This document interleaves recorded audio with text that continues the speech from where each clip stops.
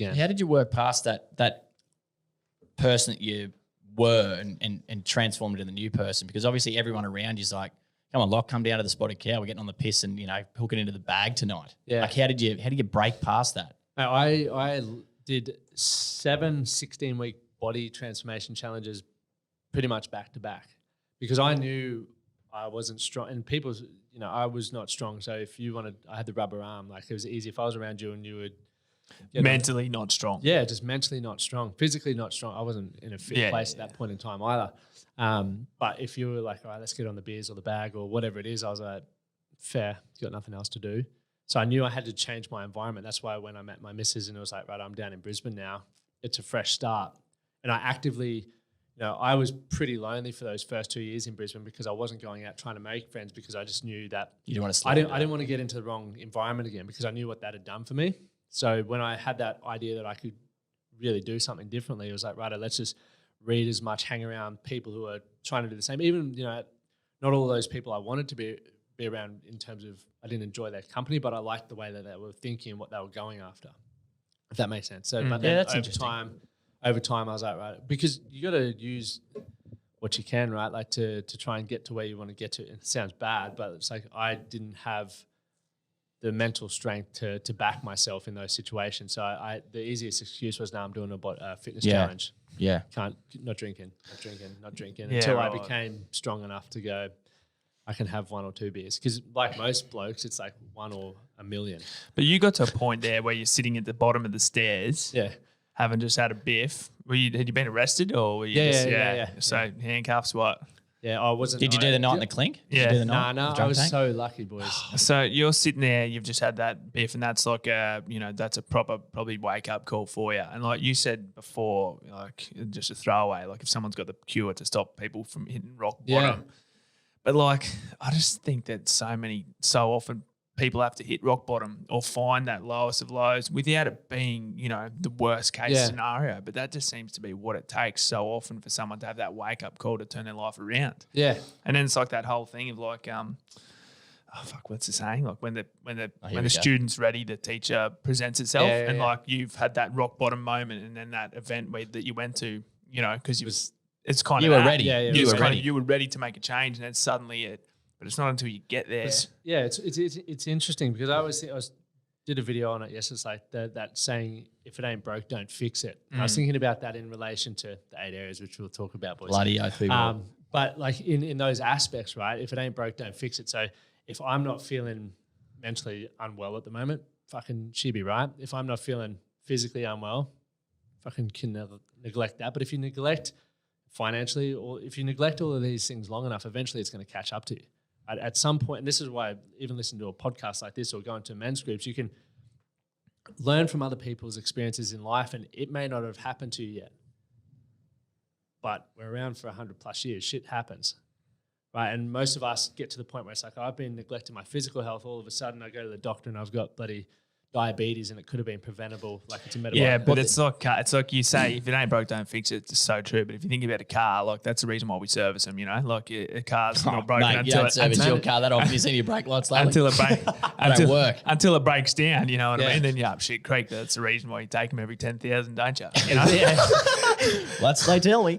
I think the other thing that Ben said the other day when we were talking in the office, he was sort of saying, if you aren't growing, you're dying. You know what I mean? Like you can't just plateau. There's no such thing. It's either up or you're going backwards. Slowly sinking. You know what I mean? Yeah. And it's interesting, but 100%. people don't realise that they are slowly going backwards. 100%. And we like one guy, I'll give him a plug because he's a champion, James Beatty. He owns, it's not even CrossFit anymore. It's Rebuild Health and Fitness out at Wynnum. He came along and he's like, mate, I've never experienced depression, any of that sort of stuff. He's like, I'm fucking awesome. He's like, I just want to come along here to learn the tools and start getting an understanding of what it's like because, from hearing other people's experiences. I don't want that. Yeah, it may help me like to understand if I do go through that or if mates in my life are going through that, I can say, hey, mate, such and such. That's a pretty powerful thing to do. And it's like, because learning from lived experience is incredible because in my opinion, it's like when you look black and white, there's emotions what's missing. Like logic is easy. But when you're experiencing something and the emotions are riding high, it's hard to make sense of that. So when you can hear a story behind it, it makes it, for me, the way I learn and the way love to gain information is through someone's story. Like it's so powerful, and you're like, right, he's gone through what I'm going through, and this is how he thought, this is what he was feeling. Everyone's got one. It's funny 100%. because like you don't necessarily need to be depressed. You know, you're in that grey area that we were talking about before, which is a shit area for people to be in. Yep. But, you know, sometimes it just takes someone doing something proactive for themselves, even if they don't know why they're going to the Man That Can Project. They might just meet someone or have a conversation that sparks an idea that makes them change their fucking career. Do you know what I mean? That's the way it happens. You got to put yourself out there. Exactly. It takes vulnerability to do it, but, you know, You oath. might hear something and you're like, fuck, that's what's been going on with me, and I've never realized it, because most of us don't question anything. We've been brought up to just go, right, well, this is the next thing that I've been told to do. Is go to school, get a job. You know, that's what it is. I'm nearly 30, I need to get married now, get the house. That's what we do.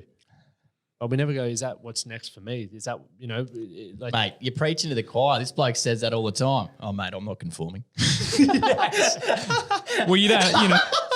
Why would you? Why would you do it? I know. We've been conditioned to believe that these are the things that lead to success and what success looks like. Mate. But all of these people are fucking miserable. Like that, when you do things for the wrong reasons, and then you're stuck. Then you're really stuck. That's your identity. You got to keep up this facade of success, and then it's a shit fight. you get to a point, and it's just like, well, fuck. For what purpose? I've only got right? one out here. Yeah. What was the point of all of that? It's exactly. And we've never lived in a better time to break that mold. Like there's more opportunity out there now for a fucking couple of chippies to go and start a clothing line, or a chippy to go and, you know, like there's never been more opportunity.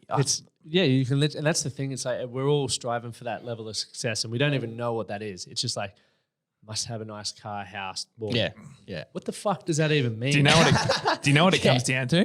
For me, stop giving a fuck about what anyone thinks of you. Yeah. Everyone's too caught up in their own shit To to even- care less.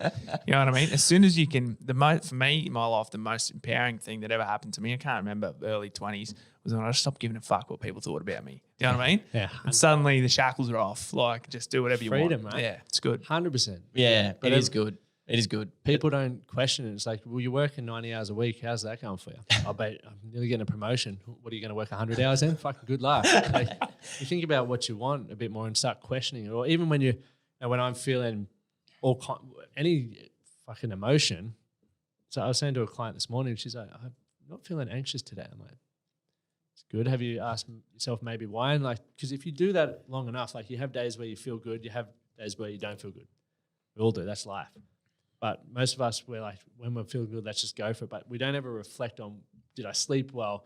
Have I exercised well? Have I been eating well? Did I have a great conversation with someone? Or, you know, I haven't got a shitty email in the inbox. Like, what are the things that maybe are triggering you to feel a certain way? Yeah. Do you reckon even the ability to identify those emotions though and understand what they actually are, like being able to know the word to describe that feeling? And that's different for all of us. Yeah. Like once again, like anger for me is different for you guys. But we go, oh fuck, I'm feeling, you know, and let's use, you know, sadness and depression, right? It's for a lot of people that may get confused, right? Because we don't ever stop to think about, well, realistically, what's the clinical description of depression? And some of us, and people just throw around, I'm feeling depressed.